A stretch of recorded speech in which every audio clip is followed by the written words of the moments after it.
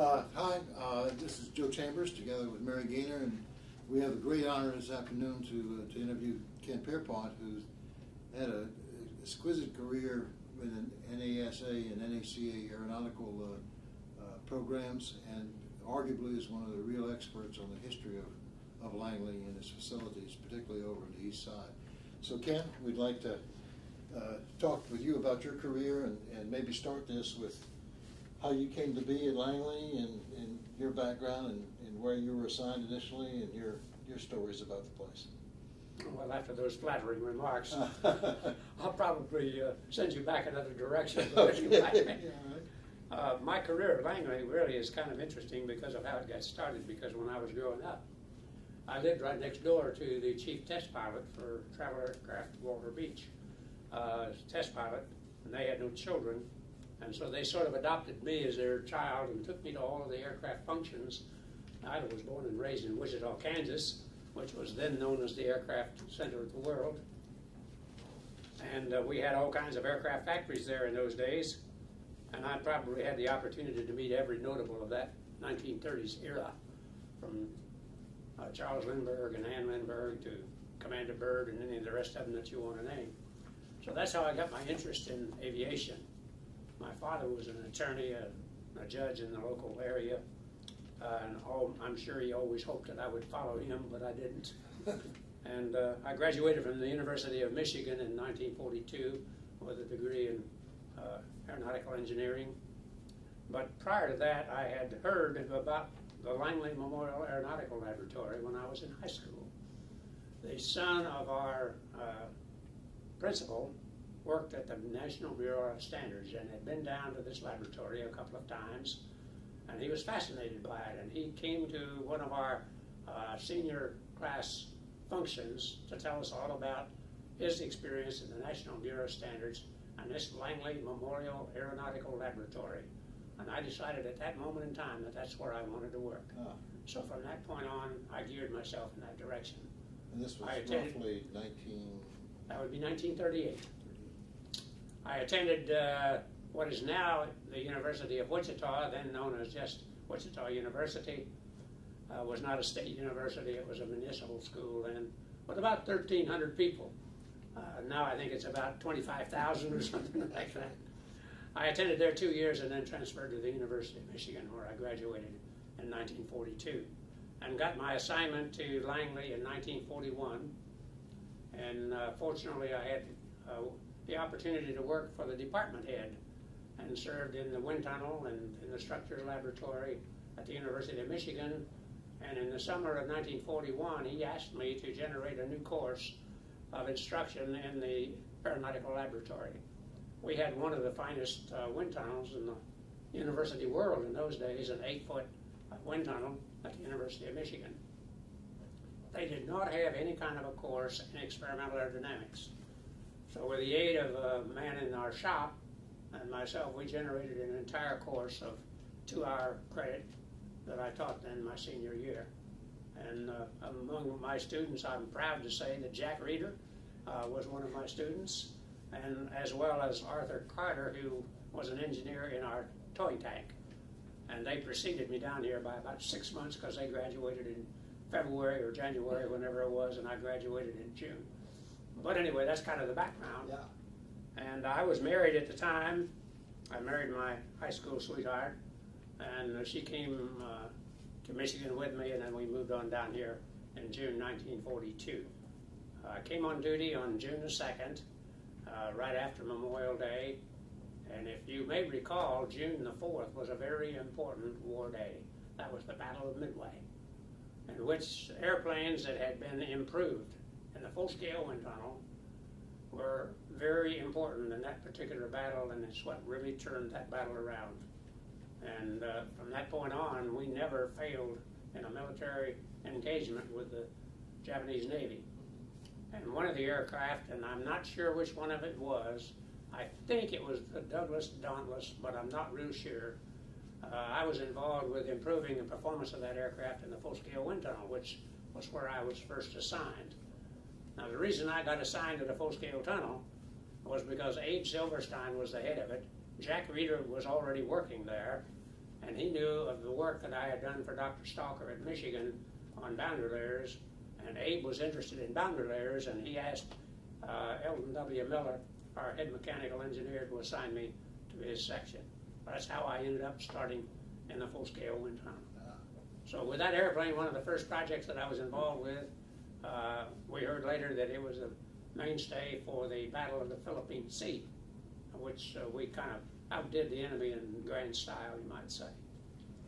I had the opportunity to work on just about every aircraft of World War II in a full-scale tunnel, doing mostly drag cleanup, and also some stability and control tests, both power on and power off. Let me interrupt you. Let's go back to now 1942 and your career in full scale, and tell this story of the B-24 project. Okay. Shortly after I had arrived, probably, and I'm hazarding a guess as to when it was probably sometime in late July.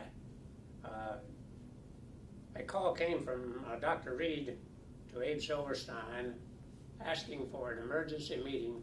This was on a Thursday, asking for an emergency meeting on Friday at 1 o'clock in his office to discuss a problem with the brand new B-24 Liberator airplane. And when we went down there, he had been told to bring about half a dozen of his best engineers with him. Now, how I got selected being a young buck, I don't know. But anyway, I got selected among those other fine, well-experienced engineers. When we went down there, we were met by, let's see, I'm trying to remember who all was there. I think General Arnold was there, F. Arnold. Captain Deal from the Navy Department, I know, was also there. And the chief engineer from Pratt & Whitney, and I think it was the project engineer on the airplane itself. And the problem that had developed was over in the Libyan desert. When we shipped our B-24s over there, they had never been operated under those kind of temperature and conditions that they experienced in the Libyan desert. On the very first bomber flight of those aircraft, and my recollection was there were 7 aircraft in that flight, they were to bomb Sicily. Of those aircraft, only 1 made it back to the field. The rest either were ditched in the water or made it to land and crash landed. All of them lost engines in the process. The engines just simply burned out. The aircraft that did finally make it back, my recollection is it had 1 engine still running. It was in a power glide as it landed, because of course it couldn't sustain flight with less than 3 engines. That was the criticality of the problem. They didn't dare use the airplane anymore because they were going to lose every one of them. Could we solve that problem? That was the question. And Dr. Reed turned and looked at Abe Silverstein and said, "Abe, do you think you can do anything for this problem?" You have to know Abe Silverstein to recognize his response, because Abe was a positive thinking person. He always had a favorable answer to anything, never negative. His injunctions were always uplifting, always encouraging, never discouraging. So when he walked around to your desk and he'd say something to you, it was always to push you on a little faster or a little farther, something like that. Well, Abe's answer was, "Yeah, I think we can do something, don't you?" And he turned around and looked at us around the table, and we kind of looked with questioning looks on our faces, not knowing what we were getting into at all. Well, in the next few minutes, it was agreed that an engine would be flown down to us by Tuesday afternoon. Abe looked at Dr. Reed and said, "Dr. Reed, what can you supply us, or what can the companies supply us?" Well, they had drawings with them, everything with them. They just turned everything over to him, and he began to make assignments. And he assigned one of the guys the necessity for building a test stand out in the back of the wind tunnel, out behind full scale on the beach, as we called it. He assigned me the job of getting the cowlings and that part of the assembly done. Somebody else got the stub wing, somebody else had the test stand and the instrumentation, and so he distributed the work around. Most of us worked about 40 hours straight before we got our first hour of rest. Maybe 60 hours, I'm not real sure, but it was day and night there for a little while. The East Wood Shop built wooden models for the cowling, and for the various portions like the flaps and all, and then sent them down to the sheet metal shop down on the first floor where the sheet metal was cut out, riveted together, and assembled. And by Monday evening, after working all weekend, we began to assemble that test stand. Concrete had been poured. There were 3 large concrete blocks, about cubic blocks, probably 5 or 6 feet in a cube, something like that. Steel work had already been mounted on them, on that quick setting cement that was being used. And a stub wing was mounted, and they were waiting for the engine mounts and the engine and the cowling to be put on. By about Tuesday evening, when the engine had arrived and the Pratt & Whitney people began to install the engine, we were ready to install cowling. By Wednesday evening, we had fired the engine for the first time, fully instrumented with all kinds of thermocouples all over it, and we knew what the problem was. Now, this engine, for those who don't know anything about that era, was the very first of the twin-row radial engines to go into military service. And what happened was that the rear cylinders just plain flat out didn't cool. And the fact was the valves overheated and ending up with a frozen engine and a lost airplane. We measured the temperatures, and I can't tell you what they were because I don't remember, but I know that they were terribly hot. And what we did was we simply took the baffles that they had installed, removed them, and made new ones in our sheet metal shop, installed new baffles over the entire engine to cool that valve section of each cylinder head. And by about Thursday evening, we were running our first tests with those new ones, and we knew we had the problem solved. We could fire that engine at full takeoff power for 3 minutes, which was all you needed, and there was no overheating of those back cylinders. Those patterns were shipped up by air to Pratt & Whitney. They cut metal, and they were flying those pieces over by Saturday morning to the Libyan desert. We never lost another airplane from overheated engines. And the reason I moved over there was because I had done in the model tunnel of the full scale some work on air scoops and air inlets for those new turbojet engines. And the work that I had done was pretty unique because nobody else had done any work on air scoops at that point in time. And I wanted to continue that work at higher speeds because we were moving, of course, into the higher speed, the transonic range. And I went over there for that purpose. And so one of the first jobs I did at the foot tunnel was design and build wind tunnel models to study the aerodynamic characteristics of side air inlets of various types. And just to make a comment on that, because it was an interesting little sideline to that, I had been involved in various types of model construction over my years in full scale. Everything from wood models to sheet metal models to cast tin bismuth type models for pressure distributions. But in order to build the kind of a model I wanted to build, I wanted to be able to measure pressures, pressure distributions on the surface. I wanted to measure flow amounts, which would require weight surveys of some sort. I wanted to measure forces, and I wanted to do it all with the same kind of a model. I went to our engineering section, which was then located on the 3rd floor of the building across the street, often known as the shop building, and asked for engineering help, and I was assigned Ed Kilgore, who was a brand new engineer at the time. And I found Ed to be a very innovative sort of a person, and with his help, we designed the first brand new type of model to be built at Langley for wind tunnel testing. It was to be built entirely of reinforced fiberglass. I had experimented with fiberglass because I had built a small boat using fiberglass, so I knew something about the material and its worth and its capabilities. I had also done, when I was in college, my senior thesis was on the use of non-metallic materials for aircraft construction.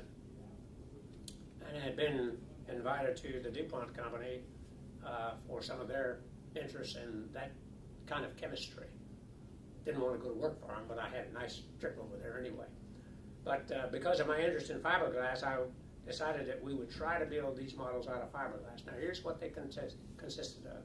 They consisted of a simulated piece of a fuselage, an air inlet, a duct that is, on the side of the fuselage, with probably some slots in the surface of the approaching it for boundary layer control, with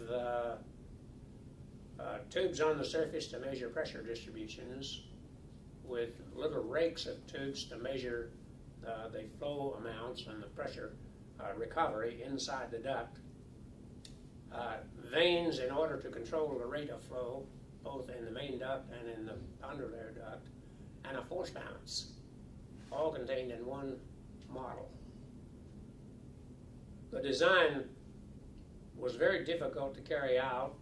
We got the special balances built with no real difficulty because we had some pretty good balance people back in those days too, and some pretty clever work people in our machine shops. And they did a good job building a balance for us. Building the models turned out to be another story because our model shops didn't know how to use fiberglass and resin. Yeah, the dynamic models that were being built at the time were not of fiberglass? No, they were all of wood. They were all of wood. And so this was the very first big experiment with fiberglass and reinforcing it. So we had to learn how to do it. Starting out with a piece of the fuselage was where we started. That turned out to be fairly successful, although the technique changed almost from day to day as different people got their inputs in. I think we involved everybody in the model shop before that project got through. But Scotty Curran, who was head of the model shop, was one unique person because he was never afraid to try something new. And that was Ed Kilgore. He was never afraid to try something new. Challenge, yes. So the center of focus for the first composite fiberglass type models was the East Shop. Yeah, the East Shop and Scotty Curran. So. We built internal ducts for those models. The instrument shop built the rakes for us for installing, and also the control vanes, motor-driven control vanes. Pressure distributions, we learned how to install pressures on the surface of fiberglass models, which is another trick, by the way, because you're talking about metal and plastic, and you've got to have a smooth surface between the two. That turned out to be a challenge in itself. But it was a complete success, and we built a total of about, I think, 6 fuselage models for testing in the 8-foot tunnel. And those tests formed the only basis of data that they had been in the aircraft industry for a good many years. Just to make a point, the F-4 Phantom airplane, when it first flew, had problems with flame outs on the engine because of boundary layer separation on the intake, and by going to some of that data that I had generated, they were able to solve that. 8-foot tunnel, we're referring to the original 8-foot The 8-foot high-speed tunnel, okay. Yes. Okay. The 8-foot science landing tunnel came on a little after that. Right. But the pioneering work was done in the old 8-foot tunnel with the transonic slotted tunnel. Third floor of the 8-foot building. Would you please talk about the tunnels that were in that 8-foot building? Because that's a mystery to us also. Ooh. They seem to grow like topsy. Well, there were several little parasitic tunnels at various times. Most of them just kind of little models. The one that probably stands out was the Mach 6 tunnel. That was a permanent facility and operated off the 100,000 cubic foot compressors that 8-foot used, and could be operated continuously at Mach 6. We could operate at Mach 3, 4.5, and 6 with different nozzles in that tunnel. Okay. Where was that located? That was on the 3rd floor of the utility building there for the pressure tunnel. And we did a lot of work there. It was a very noisy little place, had a decibel level of about 135. After about 2 or 3 hours of working there, your body felt like it had been through the mill, and you were ready to quit for the day. Today you couldn't work there. They wouldn't allow it today. But we worked there regularly and with nothing but ear mists on, trying to listen to each other. But when the Apollo project first came into being, it seemed obvious that there might be some problems. And as I was involved with reusable launch vehicles in study groups and other space problems, I asked the question, what in the world might be happening at first stage separation, which is within atmosphere, at about Mach 6 or thereabouts. And so I developed a nitrogen simulator to simulate the exhaust of a rocket engine, pressurized, of course, with a nitrogen bottle, and some force measurements and very delicate slurring capabilities. And we took the first data that we got. I was sitting in my office, and the engineer came down and showed me some slurring photographs. And I looked at them, and I was totally startled with what I saw. Because what I saw was that the exhaust plume was going to create a separation that was going to result in the loss of radio signal. And we were going to be in deep trouble, and we didn't know for how long. Calculations that I could make simply on the desk with the computers of those days indicated to me that we might have a signal loss of anywhere from 15 to 20 seconds. I had already learned that the planned LOS for the first stage was about 7 or 8 seconds, after which there would be an automatic abort. We were coming up within days of the first unmanned launch of the Saturn V vehicle, which would prove the first stage staging and the second stage staging as well. I made a call to, name escapes me right at the moment. He was Werner's second in order, and the name won't come to me. Stuhlinger, Dr. Stuhlinger. And I said, Dr. Stuhlinger, I said, I've got some data here that I think you need to see real quick, and I can take the shuttle down in the morning and bring it to you if I can make sure the data is good. And he said, please. So I had the guys that evening rerun the data to see if we could duplicate the data. The data duplicated beautifully. And I took the shuttle down the next morning. They had already assembled the crew in the penthouse, and as we met, I showed them the data, and both the aerodynamicists and the programmers were aghast at what they were seeing. They shut the operational plan to zero at the moment. Everything came to a standstill while they reprogrammed.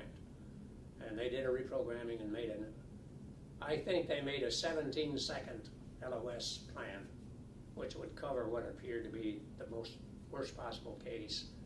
They made the launch about a week later. It was totally successful. Just one of those little things that you get involved with. We never even wrote a report on that. Pretty important stuff. But one of those little fun things that you do along the way. I got involved with launch vehicles, space, and all that. And got involved with the Huntsville people in their future projects office, and with the folks down there on a number of different committees, as well as the Air Force on a number of panels and committees. And I got interested in the recovery of spacecraft or launch vehicles. And so I started studying reusable launch vehicles and did most of the available, at that point in time, data that was on both vertical and horizontal takeoff types of vehicles. Multi-stage vehicles for the most part. This also involved things like staging of parallel vehicles. So I got involved with the X-15 because they were getting ready to boost the X-15 with a big external tank hung on the bottom of it. And see, Bill Williamson, I guess was his name, was the project manager at North American. And I got involved with him because I had done some work on parallel staging in the 8-foot high-speed tunnel, 8-foot pressure tunnel, with both force and pressure measurements. And so I simulated the X-15 model and the tankage in a very simple fashion, and called Bill up one day and I said, Bill, you got a problem, because he had already told me how they were going to separate. And I said, you need to see some data. And so I shipped him some data out, and they examined the data and decided that they did have a problem, a big one. So they changed the entire technique of making the separation. Some months later, that first flight was made, and I got a call from him from Edwards, and it said, Ken, we just staged, and he said it went just like you said it was going to do. So we were thrilled to be able to have a part in that. But what they had originally planned to do, what would have happened had they done it, was that the nose of the tank would have come up and struck the S-15 fuselage and would have demolished the airplane. And so we would have lost aircraft and pilot as well. As it was, the nose dropped off like it was supposed to and pulled away and was very neatly disposed of with no problems whatsoever. Story I've got to share. Probably 1949, 1950, before the slotted tunnel came into being, I was on a graveyard shift.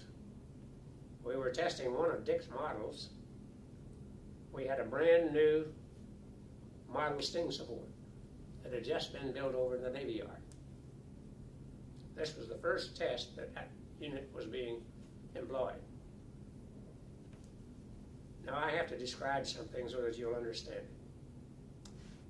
In order to set the angle of attack of a model in the old 8-foot tunnel, one sat up on the top of the tunnel and looked through a glass down into the model area, and using a device something like what a surveyor uses to look down onto the model, observe the reflection off of a mirror from the model to measure the angle of attack, and then moving it up and down with a motor-driven system until they reach the angle that you wanted. I was on the top of that one tunnel. Now we had a series of glasses in the sides of that tunnel so we could see at various places. And that particular night we were running at about somewhere around 8 Mach number, something like that. We were right on the verge of trouble. And the model was up to an angle of attack of about 11 or 12 degrees. This was a wing body model, by the way. And I had just set a new angle of attack. Now, when you are working in an environment such as this, you are at an altitude of about, a pressure altitude of about 10,000 feet. If you have an emergency, the system shuts down and you're at sea level within about 12 seconds. That was about the time of shutdown. I tell you that because of what's going to happen. I had looked down at the model on several occasions, and my thought was, what happens if that model system fails? I've got 2 pieces of glass between it and the model. One was a piece of heavy glass, the other was a thinner piece of glass, but there were 2 layers of glass. And I had made up my mind that if we had a model failure, I knew it was going to come up and hit the glass. I had decided that I would reach down and see if the top layer of glass was still there. Because if it wasn't still there, I knew I was in deep trouble, because I was probably injured and wouldn't at that point really know about it yet. That particular night, we had a model failure, a model connection failure in the system. A linkage in that brand new piece of hardware failed under load. The model came up, the nose of the model hit the glass right beneath my eyes, broke the first layer of glass. Instantly, I had reached down and felt the top layer of glass still there as the model went on downstream, and I hit the stop button almost simultaneous to that. The guys downstairs didn't even know what happened. All they knew was that the tunnel shut down. When I came down off of it, they said I was white as a sheet. And I probably was. We lost an entire set of fan blades on that little operation. But there had been a mistake in the design, and they had used a piece of brass instead of stainless steel, was what the problem was. Or somebody had substituted up. We never really found out. Medical laboratory. And I decided at that moment in time that that's where I wanted to work. So from that point on, I geared myself in that direction. And this was roughly 19... That would be 1938. I attended what is now the University of Wichita, then known as just Wichita University. Was not a state university, it was a municipal school then, with about 1,300 people. Now I think it's about 25,000 or something like that. I attended there 2 years and then transferred to the University of Michigan, where I graduated in 1942 and got my assignment to Langley in 1941. And fortunately I had the opportunity to work for the department head and served in the wind tunnel and in the structures laboratory at the University of Michigan. And in the summer of 1941, he asked me to generate a new course of instruction in the aeronautical laboratory. We had one of the finest wind tunnels in the university world in those days, an 8-foot wind tunnel at the University of Michigan. Hi, this is Joe Chambers together with Mary Gaynor, and we have a great honor this afternoon to interview Ken Pierpont, who's had an exquisite career in NASA and NACA aeronautical programs, and arguably is one of the real experts on the history of Langley and its facilities, particularly over on the east side. So Ken, we'd like to talk with you about your career and maybe start this with how you came to be at Langley and your background and where you were assigned initially and your stories about the place. Well, after those flattering remarks, I'll probably send you back another direction. Okay. My career at Langley really is kind of interesting because of how it got started, because when I was growing up, I lived right next door to the chief test pilot for travel aircraft Walter Beach. Test pilot, and they had no children, and so they sort of adopted me as their child and took me to all of the aircraft functions. I was born and raised in Wichita, Kansas, which was then known as the aircraft. They did not have any kind of a course in experimental aerodynamics. So with the aid of a man in our shop and myself, we generated an entire course of 2-hour credit that I taught then my senior year. And among my students, I'm proud to say that Jack Reeder was one of my students, and as well as Arthur Carter, who was an engineer in our towing tank. And they preceded me down here by about 6 months because they graduated in February or January, whenever it was, and I graduated in June. But anyway, that's kind of the background. Yeah. And I was married at the time. I married my high school sweetheart, and she came to Michigan with me, and then we moved on down here in June 1942. I came on duty on June the 2nd, right after Memorial Day, and if you may recall, June the 4th was a very important war day. That was the Battle of Midway, in which airplanes that had been improved in the full-scale wind tunnel were very center of the world, and we had all kinds of aircraft factories there in those days. And I probably had the opportunity to meet every notable of that 1930s era, from Charles Lindbergh and Ann Lindbergh to Commander Byrd and any of the rest of them that you want to name. So that's how I got my interest in aviation. My father was an attorney, a judge in the local area, and I'm sure he always hoped that I would follow him, but I didn't. And I graduated from the University of Michigan in 1942 with a degree in aeronautical engineering. But prior to that, I had heard about the Langley Memorial Aeronautical Laboratory when I was in high school.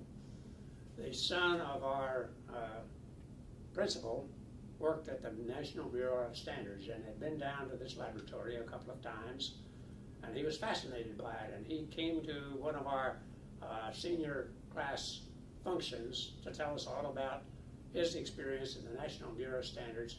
And this Langley Memorial Aeronautical was important in that particular battle, and it's what really turned that battle around. And from that point on, we never failed in a military engagement with the Japanese Navy. And one of the aircraft, and I'm not sure which one of it was, I think it was the Douglas Dauntless, but I'm not real sure.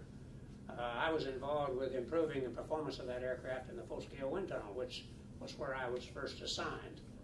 Now, the reason I got assigned to the full-scale tunnel was because Abe Silverstein was the head of it. Jack Reeder was already working there, and he knew of the work that I had done for Dr. Stalker at Michigan on boundary layers, and Abe was interested in boundary layers, and he asked Eldon W. Miller, our head mechanical engineer, to assign me to his section. That's how I ended up starting in the full-scale wind tunnel.